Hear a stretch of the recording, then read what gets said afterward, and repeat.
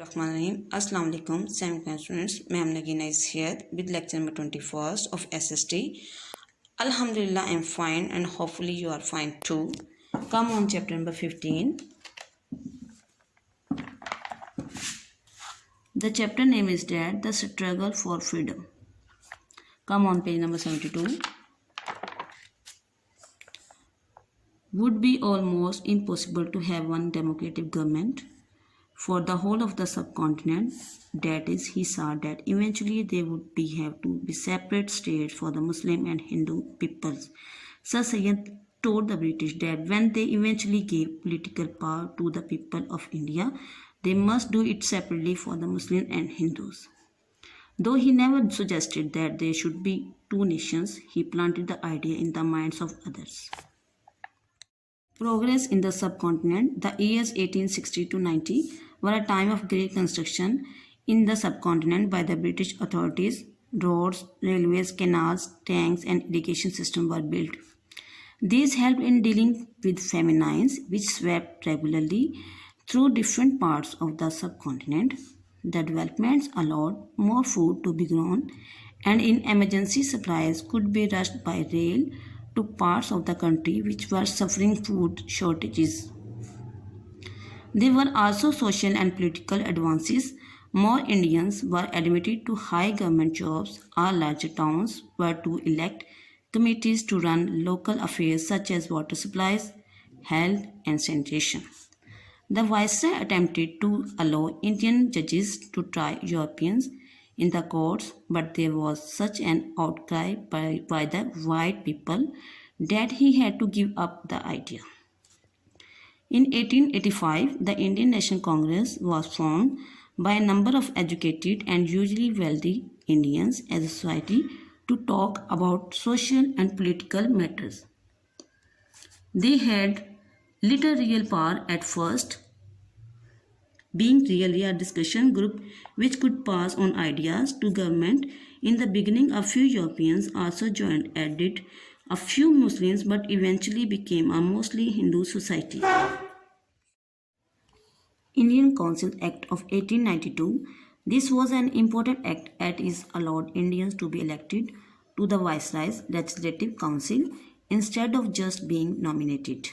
Another important step for the Muslims was that they asked for and were given separate electoral rolls.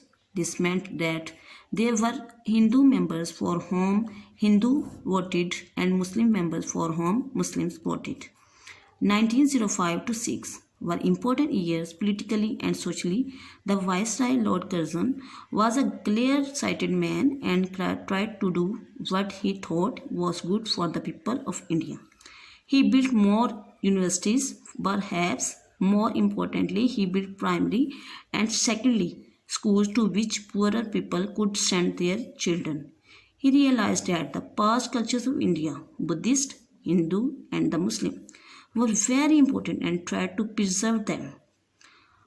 Even more important was his decision to divide Bengal into two parts, each with its own government. Western Bengal was largely Hindu and fairly prosperous. Eastern Bengal was mainly Muslim and very poor. Immediately, there was an outcry from the Hindus who felt that the part of their trade would go through Chittagong in the Eastern Bengal rather than Calcutta in the west. The merchants and landowners of Western Bengal thought they would lose the cheap labor of the poor peasants in the east. The partition was, however, a great benefit to the Muslims, but violence broke out among the Hindus and there were even murder attempts on the British officials. However, the division of Bengal increased the growing hatred between Muslims and Hindu, and this was partly responsible for the setting up in 1906 of the Muslim League, an organization for Muslims on the lines of the Indian National Congress for Hindus. Morley Minto reforms. The Morley Minto reforms took place in 1909.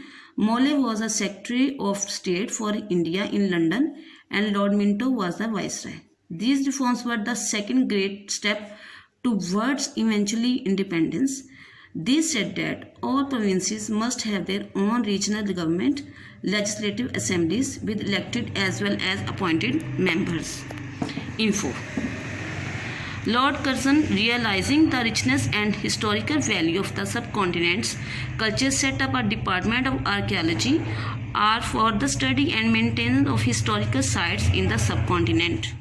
Page number 74. Minorities such as Muslims and Sikhs were to have a separate representatives. Indians could be appointed to the Viceroy's Executive Council. Many Indian people of all beliefs now believed that they were being given a share, if only one a small, in the running their country. In 1911, under great pressure from Hindus, the British made the great mistake of reversing the partition of Bengal, which became one province again, dominated by Hindus. Now the Muslims saw the advantage of higher education and there was a rush to the universities. Dear students, these are the short questions of chapter number 15, 6 to 10. Question number 6, when did Muslim League was formed? Question number 7, when did Morley Minto reforms take place? Question number 8, who were Morley and Minto? Question number 9, which department was set up by Lord Curzon? Question number 10, write any 2 points of Morley Minto reforms. Now mark the answer in your book. Come on page number 73.